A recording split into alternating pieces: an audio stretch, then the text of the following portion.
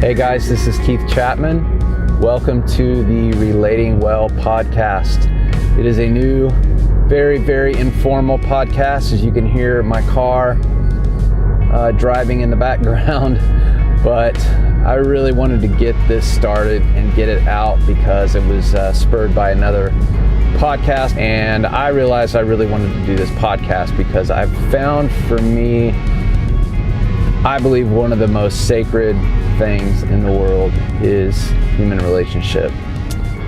And I didn't really know what that meant for a long time. So I wanted to share my experience with that, what has helped me to improve those relationships. And also my other passion, I believe we can't have that relationship, any of those relationships without heart. And what does that mean? We're going to explore more of that. But I do want to plug my other podcast, which is called Murdering Our Own Hearts. And that is a podcast about losing heart, how we have lost heart, how we lost heart, how we continue to, or have continued to contribute to our own loss of heart. So check that out if it's ready. This one will hopefully be ready before that one because it's informal. And here we go, Relating Well.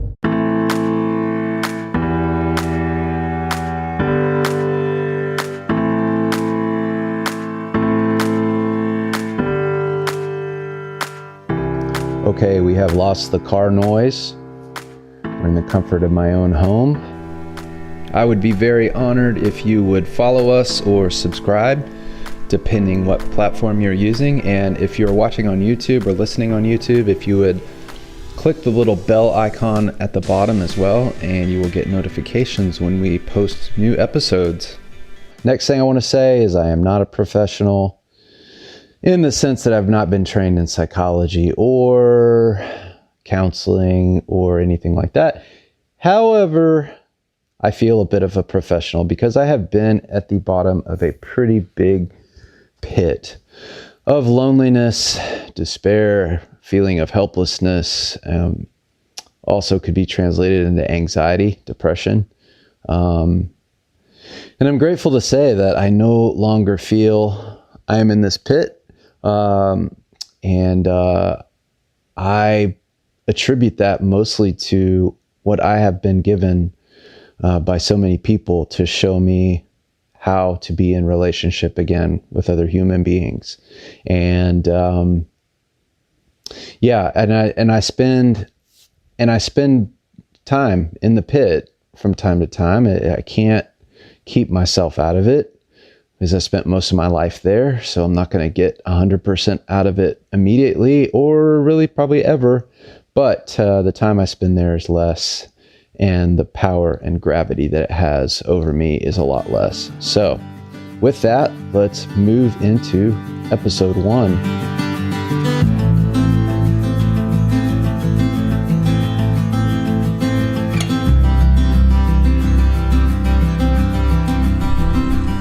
Wow, I'm just having the thought that it's such a big statement.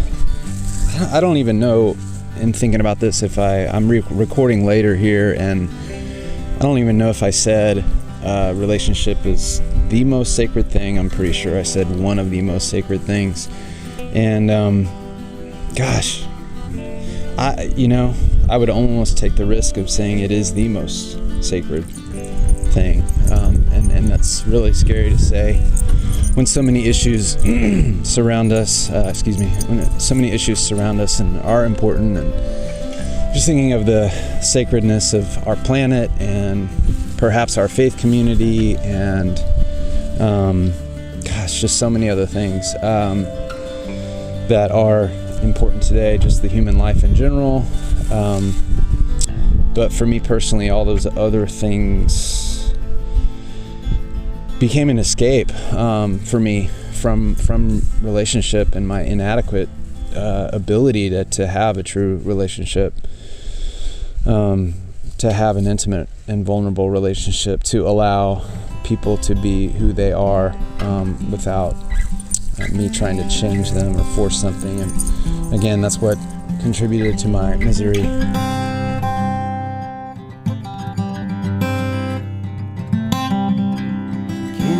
take me as I am? Can you walk me through the Badlands? Rest my head down, tied upon the grass. Episode 1, I want to focus on two main ideas: improving relationship with others through relationship with ourselves, only having relationship with ourselves through relationship with others. This is making me realize the intricacy and complexity of this whole dilemma of relationships.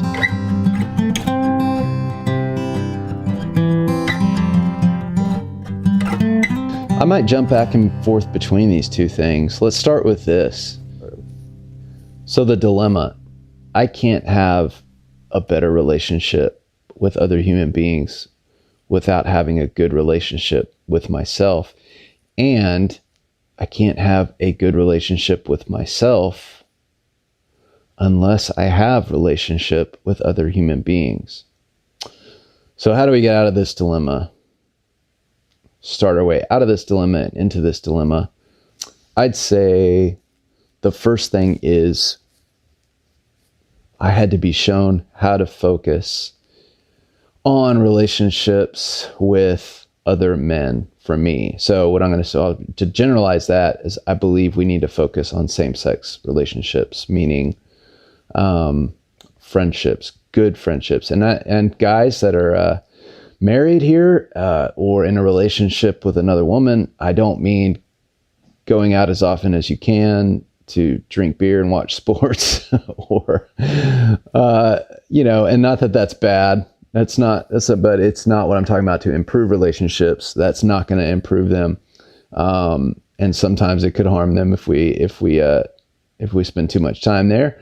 But what I'm talking about is to actually build intimate and vulnerable relationships with friends of same sex.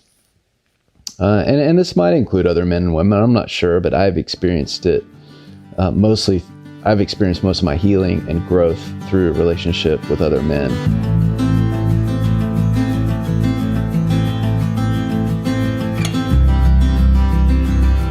I'm going to go ahead and interject here and say that maybe something I should mention every podcast, or maybe something I just want to say of this is, I think the idea of the fact that we can't have a better relationship with ourselves unless we have it through relationship with others. I couldn't find myself unless I did it through a relationship with others. I think it's a great reflection of a greater truth, which is that what I'm looking at here is that I really wanted to grow and change. I didn't realize it, but I wanted to change the way that I related to others. Part of my misery and loneliness and depression and anxiety is I longed to connect, but I couldn't connect. And what I found is I put so much emphasis on doing it myself. And I thought that reading and even having a relationship with someone that I called God would be enough. But I left other people out of the process because it was too scary. And I just had too much shame. And I was afraid to be exposed or vulnerable.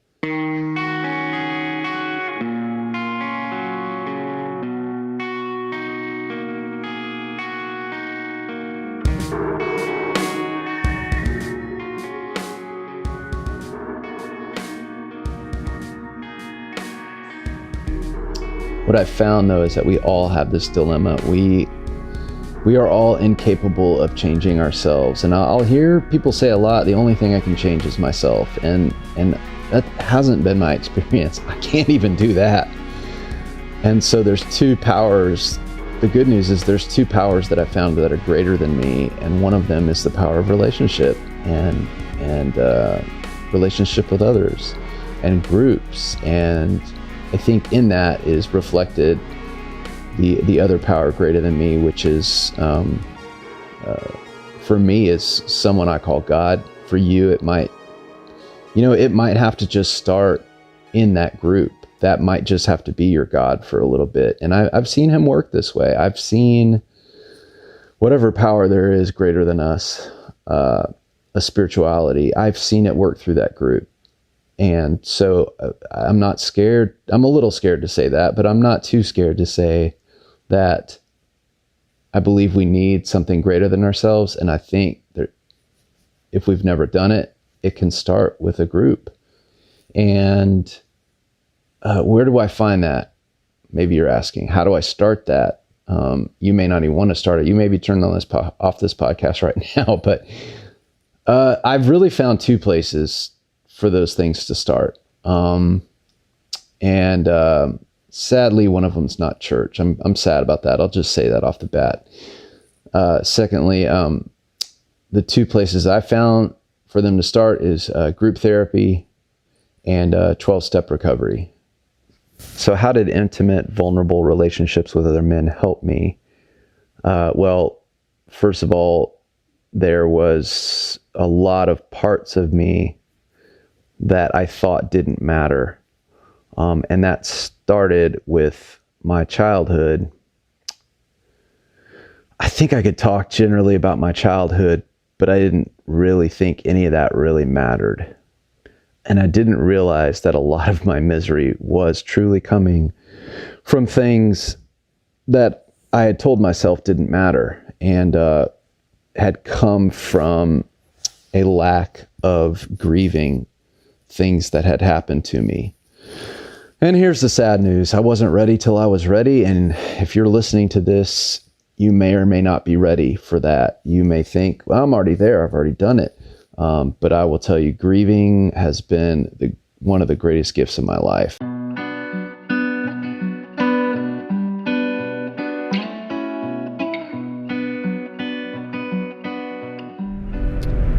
Until I grieved the wounds from my childhood,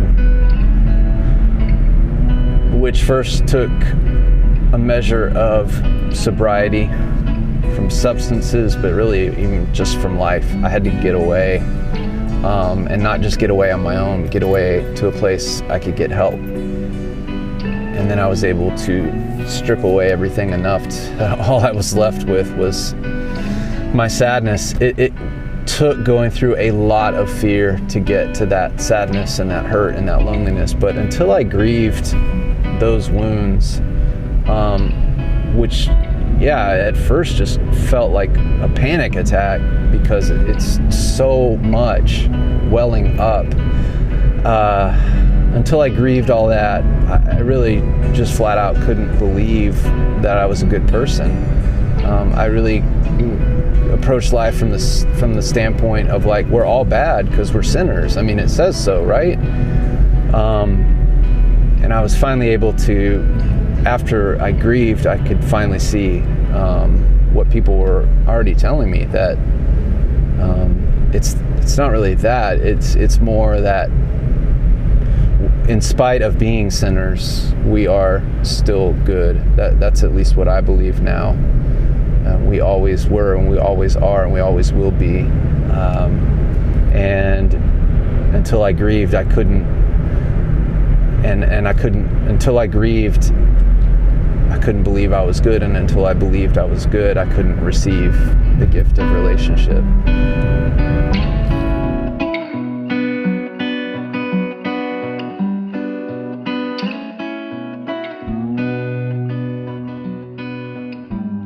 And what do I mean by intimate, vulnerable relationships too?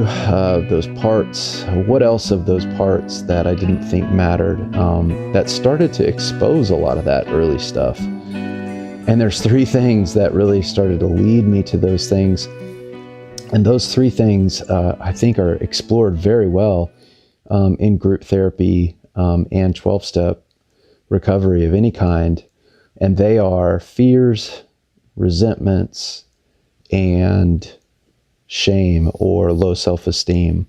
When I can learn to talk about those three aspects of my heart and my life and my soul and my spirit, my emotions, man, it really starts to do something. And it starts to break down walls. And when those walls are broken down, I start to learn more about myself, be more curious about myself, start to heal. And this, in turn, starts to bring more life, more health to all of my relationships. And we'll talk more specifically maybe about how that happens, but it happens. And again, I could only start to get those things through relationships, which leads me to a great quote by a man who I'll probably quote a lot, who is, gosh, he's just like my second Messiah. His name's Chip Dodd. And he just has so many things that he says that are so true that I've never heard anyone else say or even hardly paraphrase. And one of them is that clumsy is as good as we get. So we got to step into this whole process of learning to relate with ourselves through learning to relate with others by risking being clumsy. So the importance of resentment, fear, shame is what I've seen of these is if I don't get a knowledge of them and have a relationship with those parts inside of me, I'm going to put those onto everyone I have a relationship with and punish them when they surface. To sum it up another way, as Richard Rohr, if you have heard of him, would say, oh, if you hear that jingling, that's my faithful dog, Dude. Maybe from time to time you'll hear a little jingling, and we'll welcome Dude into the podcast. If you've heard Richard Rohr, he says, pain that is not transformed is transferred. So to say specifically, it does all come down to fear a lot. But fear arises through my old resentments that haven't been healed or transformed yet. And fear arises through my shame, because the toxic type of shame, and I have a man named David Tyner to thank for this, the toxic type of shame is just fear. There's no such feeling as toxic shame. So this toxic shame is just fear that has other words put onto it. I'm too this, I'm too that, I'm not this enough, I'm not that enough. Or these labels, I'm an idiot, I'm a piece of crap. That's all, any labels like that are super negative and broad and general and grandiose are toxic shame. So if I'm not in touch with those parts of me and see whether or not they're true, and sometimes there's some truth in these things, may have some healthy shame and fear of places that we want to work on and change. But if I'm not in touch with all of these things and find the ones that are not true and have other people validate that they're not true, I'm going to bring that into all my relationships and just punish the hell out of everyone around me when these fears begin to surface. I'm going to begin to demand, and I'm going to begin to retaliate and defend myself and just blow things up.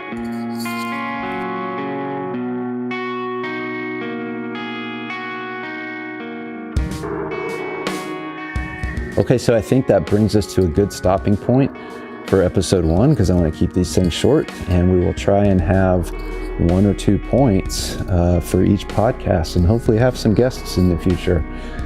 I appreciate you listening. Thank you so much. And make sure again to subscribe. And if you're listening on YouTube, please click the notification little bell down there too, so you'll get notifications when we post new ones. Also a reminder to check out my other podcast called Murdering Our Own Hearts, which will hopefully be released soon if it's not already. Take care, and best wishes relating well.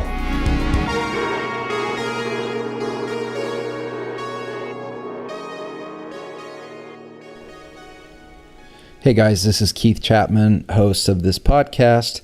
I wanted to go ahead and throw something out there. I mentioned later in this podcast that a good place to find safe people that we can practice these principles of relationship, these new principles of relationship, of sharing heart, of sharing things we've never shared before, is in group therapy and also in 12-step recovery. And I just had a thought. I wonder what the average person thinks of, or when I say 12-step recovery, and I would imagine a lot of people probably think you have to be recovering from some kind of substance abuse, or, we do know about overeating Overeaters Anonymous, which probably a lot of us, if not the majority of us, could practice. I know I could.